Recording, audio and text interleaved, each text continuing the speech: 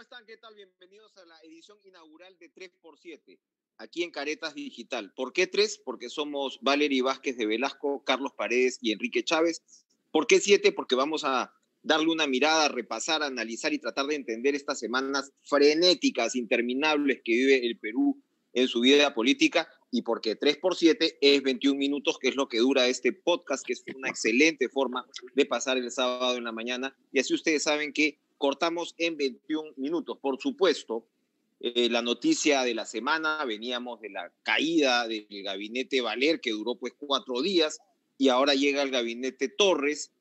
Evidentemente el presidente Castillo ha designado a un primer ministro de confianza, ¿no? Su escudero desde el Ministerio de Justicia, aunque bastantes controversias se han levantado en los últimos días en ese sector, pero hay muchos ministerios que claramente caen en la órbita, para empezar, de Perú Libre y sobre todo de Vladimir Cerrón. Se ha hablado mucho del ministro de Justicia, el señor Hernán Condori, se está pidiendo la renuncia de él incluso desde su propio gremio, pero hay más, hay mucho más que eso. Yo veía rápidamente, Valery y Carlos, también de todas maneras interesante el papel del señor Ildefonso en el Ministerio de Justicia. Vamos a tratar de entenderlo un poco mejor. En todo caso, el sector de Bermejo pareciera que sigue controlando Interior, vía Alfonso Chávarri, que ha sido ratificado. Bueno, Betsy Chávez de Trabajo también continúa ahí. Y tenemos de todas maneras un peso del ala magisterial, ¿no? Está Oscar Sea en Agricultura y por supuesto Juan Silva, que sigue en el Ministerio de Transportes y Comunicaciones. Estamos hablando de ministerios con un manejo de recursos impresionante. Valery, tú que has estado además hablando con algunos personajes de Perú Libre, como el inefable Guido Bellido, ¿cómo ves esta designación, esta conformación? ¿Por dónde va este gabinete? Bueno, claramente, finalmente, Cerrón ha ganado el espacio que estaba buscando, ¿no? Y eso yo creo que es lo que nadie puede negar. Ahora, la situación es que a partir de eso ya comienzan a hablarse de términos más importantes, ¿no? La posibilidad de una vacancia, cómo sería una vacancia, si habría en algún término la posibilidad de que renuncie Pedro Castillo, que sea suspendido. Toda esta situación es la que se está viendo y se está discutiendo de alguna manera a partir de este nuevo gabinete, pero también se ve claramente que Pedro Castillo no tendría ninguna intención de renunciar. La derecha no tendría muchas posibilidades de unirse en este momento, pero parece que está aprendiendo que esa es una de las soluciones. Se ve que el Congreso también está ahí como bastante frágil, ¿no? En su composición. De alguna manera, cualquier giro de timón es una curva peligrosa y esa situación también se ve a partir de este nuevo gabinete, con lo cual todo comienza a cambiar, ¿no? De estructura, y lo que yo siento es que finalmente está todo en manos un poco de la sociedad civil y de la gente, ¿no? Si finalmente van a seguir aceptando estos cambios, estas investigaciones, estas irregularidades y cosas que saltan a la vista en un minuto, ¿no? Estos gabinetes nuevos se componen con gente muy cuestionada, pero aparentemente no importa, no hay una mínima revisión, no hay una voluntad de poner a gente intachable. Y yo creo que esa es la situación que nos presenta este nuevo gabinete por ahora. Bien. Carlos, precisamente sobre el nuevo gabinete y lo que señala Valery en términos de las consecuencias que esto podría traer, que vamos a conversar también, vamos a ahondar en ello en un minuto, el cuestionamiento central está precisamente en los ministros de Cerrón, los que podríamos llamar los ministros de Cerrón. Hay más, ¿no? Hay más, por supuesto, pero los ministros de Cerrón, salud, cuando estamos hablando, por supuesto, de energía y minas, ¿no? Que es algo que pasa piola a veces, pero es el sector que de hecho más le aporta al PBI en términos tributarios, ¿no? De manera así cruda. Y además, la Unidad de Investigación de Caretas publicó una nota donde liga al ministro de Justicia, al señor Ildefonso, con esta ala cerronista. Explícanos, Carlos, un poquito más cómo se siente esa influencia de Vladimir en este gabinete. Sí, los tres ministros que han mencionado tienen una relación directa, estrecha y subordinada con Vladimir Cerrón. Eso queda clarísimo. El ministro de Salud, Néstor, es un médico que ha trabajado en la selva central, ¿no? Y él depende directamente de Vladimir Cerrón. En sus 2 gobiernos regionales ha sido director de la red de salud de Chanchamayo, incluso lo pusieron como director regional de salud de Junín y duró 6 días en el puesto porque la Contraloría encontró que no tenía el perfil y la resolución dice por falta de idoneidad se le cesa, ¿no?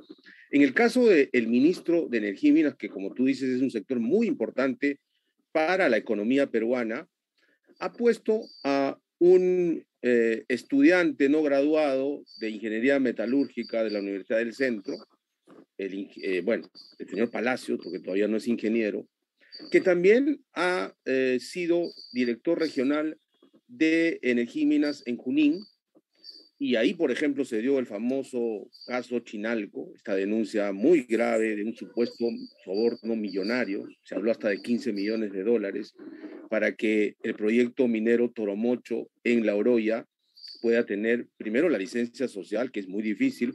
Es el único proyecto de gran envergadura en la minería peruana que no tiene un fondo de desarrollo para la región, ¿no? Puesto por la empresa. Además, se logró mudar a toda una ciudad, la ciudad de Morococha, que tenía 5.000 familias, a otro asentamiento construido a 12 kilómetros, en medio de controversias, y hasta ahora hay 16 familias que se resisten a esa mudanza, ¿no? Bueno, todo eso lo hizo el señor Palacios y hay cuestionamientos por eso.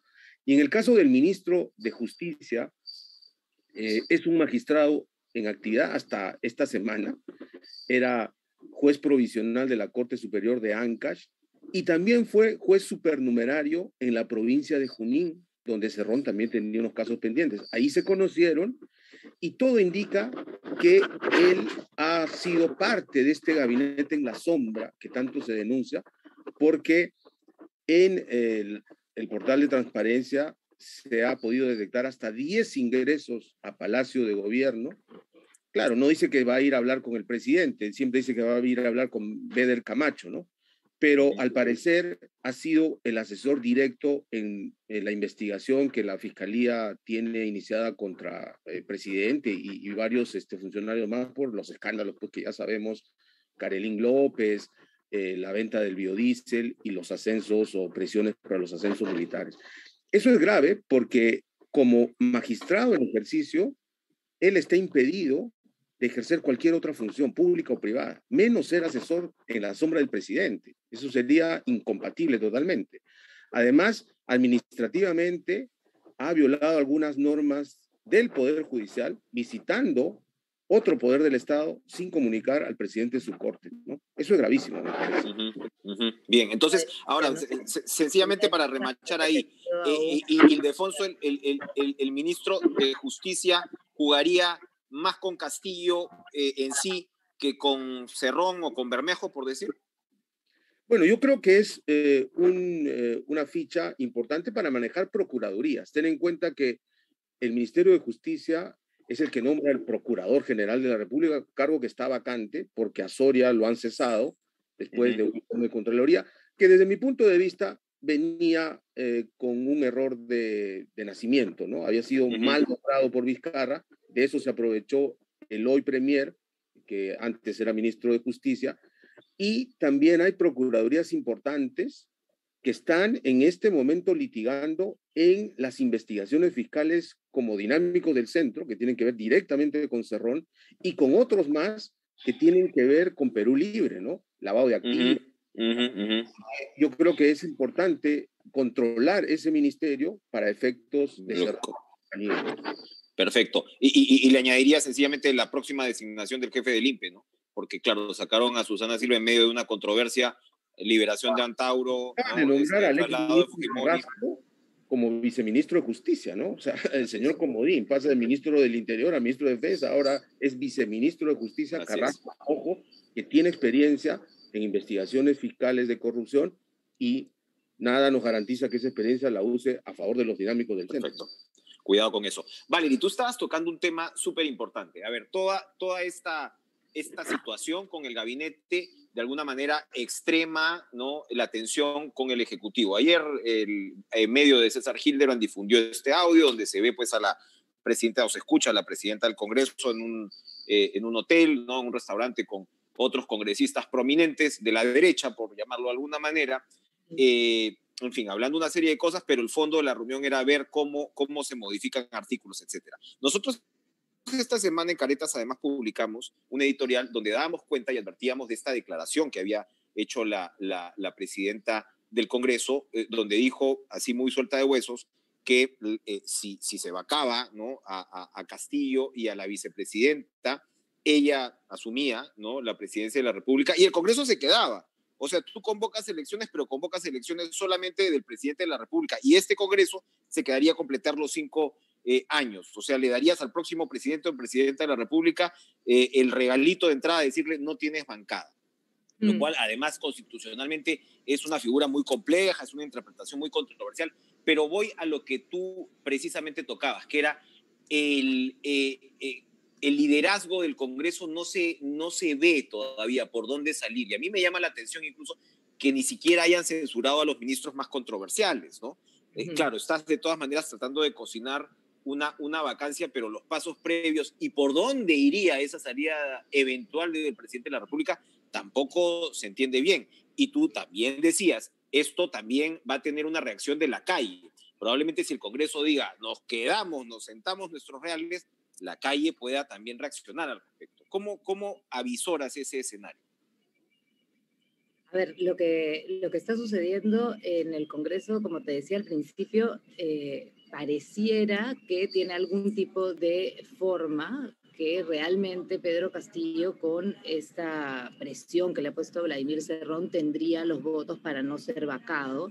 Eso es lo que finalmente el fin de este gabinete sería este, ¿no? Los 44 votos que lo protegerían de no ser vacado y poder quedarse más tiempo y seguir haciendo tiempo, porque constitucionalmente está muy difícil la salida desde el Congreso y con lo que estabas indicando con el tema de si Dina Boluarte se queda o si no se queda, si finalmente María del Carmen Alba se queda y llama elecciones, y si esas elecciones serían generales o si serían solamente presidenciales. Esta es una discusión que no se ha solucionado todavía. Los constitucionalistas que hemos estado consultando esta semana no tienen una respuesta, porque además no solamente sería este tema de llegar a ser presidente sin bancada, sino que además no tendrían un tiempo correlativo entre Congreso y Ejecutivo, y eso sería un desorden que de alguna manera también se tiene que solucionar.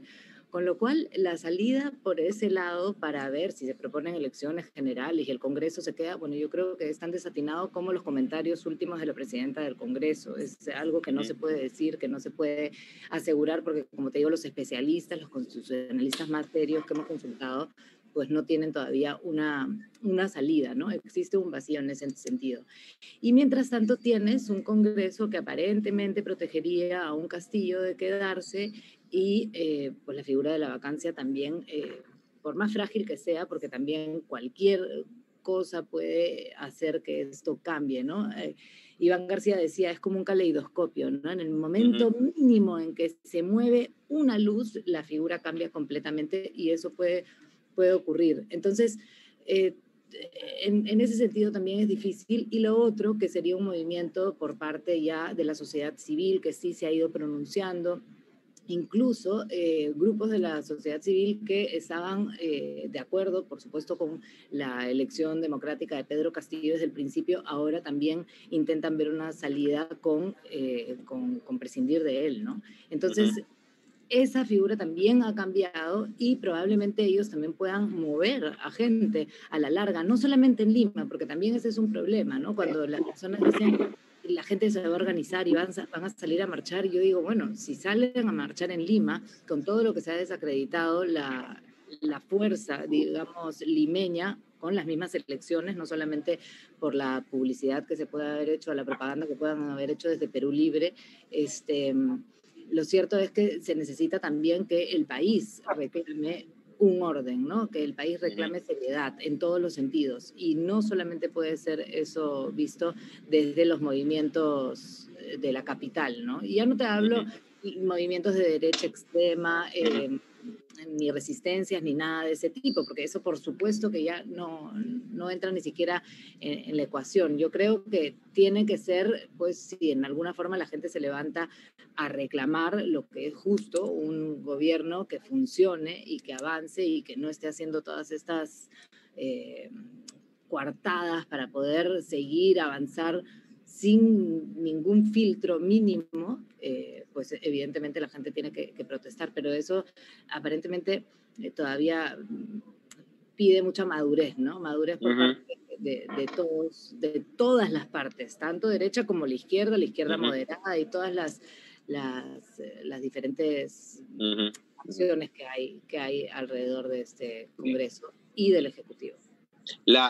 Carlos, esta falta de madurez y esta, digamos, confusión todavía entre agenda, actores, nos lleva también a ver qué está pasando en la izquierda, porque, a ver, lo que podríamos llamar la izquierda moderada, que en parte de los actores que está describiendo Valerie está ahí, ¿no? Esa izquierda moderada que se supone iba a sustentar, ¿no? En materia de gobernabilidad al gobierno de Castillo, ha quedado un poquito offside, ¿no? Pierden a Pedro Franque en el MEF, pierden a Anaí Durán también en Mujer. Conversaba con Gustavo Guerra García, él se mostraba relativamente optimista, pero está claro, ¿no?, que la ruptura para empezar con Nuevo Perú está definida, y los sectores, en todo caso, que Valerie cita, que de repente vieron en Castillo una contención al fujimorismo, ahora en algunos casos preferirían salir de él. Una mirada interesante, diferente, fue también la que esta semana presentaba Carlos Meléndez, ¿no?, desde Santiago, a propósito de la constituyente chilena, que trae también una caja de Pandora bien complicada. Él decía, oye, el problema no es que Castillo se vaya, o mejor dicho, el principal problema no es que Castillo se vaya, sino que haya una constituyente donde pueda entrar cualquier cosa. Y eso lo deberían entender la derecha y la izquierda. Y había un tema más que decía él. Y la izquierda, que se hizo garante, por decir el término, ¿no?, de Castillo, pues debería un poquito apechugar un poco más, ¿no? Y no estar empujando una salida tan rápido. Este conflicto entre las izquierdas, si lo queremos llamar así, ¿qué consecuencia, Carlos, puede traer en este escenario al que nos estamos encaminando, ¿no?, en esto que todavía no se configura? Si Castillo ha armado este gabinete para no ser vacado, ¿qué pasaría finalmente si ese apoyo de la izquierda moderada sale de la alfombra? Interesante pregunta, pero antes de hablar de esta bronca de la izquierda extrema o moderada, solo quería empezar con lo primero que comentaste, que es esta polarización en el país que está generando también sobrereacciones que alcanza la prensa. Y quiero hablar de la nota de Hildebrand en sus 13 de ayer viernes, titulado Golpe a la Vista, elaborada por Eloy Marchal. Y él habló de casi una reunión secreta, conspirativa, en un hotel miraflorino, pero era un seminario organizado por una fundación alemana con agenda abierta, publicada en el portal del Congreso. Además, confundieron a los participantes. Dijo, por ejemplo, que estaba César Candela, un abogado relacionado a este grupo Alianza Democrática de Roque Benavides. Candela no estuvo, ya se ha aceptado por el mismo autor de la nota. Tampoco estuvo Carlos Hackanson, que es el ex decano de la Facultad de constitucionalista. Candidato, uno de los candidatos fujimoristas al TC en el Congreso disuelto. También se ha aceptado que hubo un error craso en asociarlo a esta reunión. Esa hipersensibilidad de la prensa creo que también no es buena para esta coyuntura, porque se está hablando de grupos conspirativos ahí donde no hay. Lo que sí es cierto es que la Comisión de Constitución acaba de aprobar un proyecto de ley que elimina el voto de confianza, cosa que jalaría para un extremo, para el lado parlamentario, y luego la denuncia constitucional también por supuesta traición a la patria por el tema de Bolivia, que también está en marcha en el Congreso. Pero yendo al tema de las izquierdas, es verdad que pareciera ser que este cuarto gabinete de Castillo es el gabinete de la Fórmula 44, es decir, asegurarse 44 votos de 130 para evitar a cualquier precio la vacancia, ¿no?, por incapacidad moral permanente. Pero, ojo, ahí estamos contando los 37 de Perú Libre, escindidos como sea, pero responden al mismo criterio. Por ahí podríamos sumar a Valer, podríamos sumar a Ceballos, ex Acción Popular, que también está en la bancada de Bermejo. pero los 5 votos claves de la izquierda, digamos, moderada, entre comillas, ¿no? Que es la izquierda de Verónica Mendoza, sí son clave para esta fórmula 44, ¿no? Y ahí va a depender de varios factores. Ayer ya a través del Twitter, que es el único medio donde se comunica el factotum de Perú Libre, Cerrón, ha habido ya unas pullas directas contra Verónica, incluso le ha acusado de pedir la embajada de Francia y 5 puestos en el gabinete ministerial. Es decir, hay ya un enfrentamiento visceral intestino dentro de esta coalición de izquierda que nos gobierna, porque esa es la verdad, desde julio hay una coalición de izquierda que ha tomado el poder ejecutivo, y yo creo que si no tienen un mínimo de consenso, porque además ha pasado una cosa rara, ¿no? Algunos exministros como Pedro Franklin recién salen a hablar, en su caso en la BBC, para hablar que el gobierno de Castillo no tiene rumbo. Bueno, eso lo sabíamos los peruanos desde la primera semana de su régimen, ¿no? Así que yo creo que va a depender de qué mínimo de consenso por gobernabilidad tengan para que esta fórmula 44 sea efectiva o no sea efectiva para ellos, ¿no? La fórmula 44 en 3x7, que son 21 minutos. Gracias. Perfecto, 21 minutos. Hemos cumplido con nuestro tiempo en esta edición inaugural y así se va a mantener, estoy seguro. Valerie y Carlos, excelente, interesantísimo. Nos reencontramos entonces el otro sábado a tomarnos otro café. Nos vemos el próximo sábado. Chao. Ya, listo, gracias.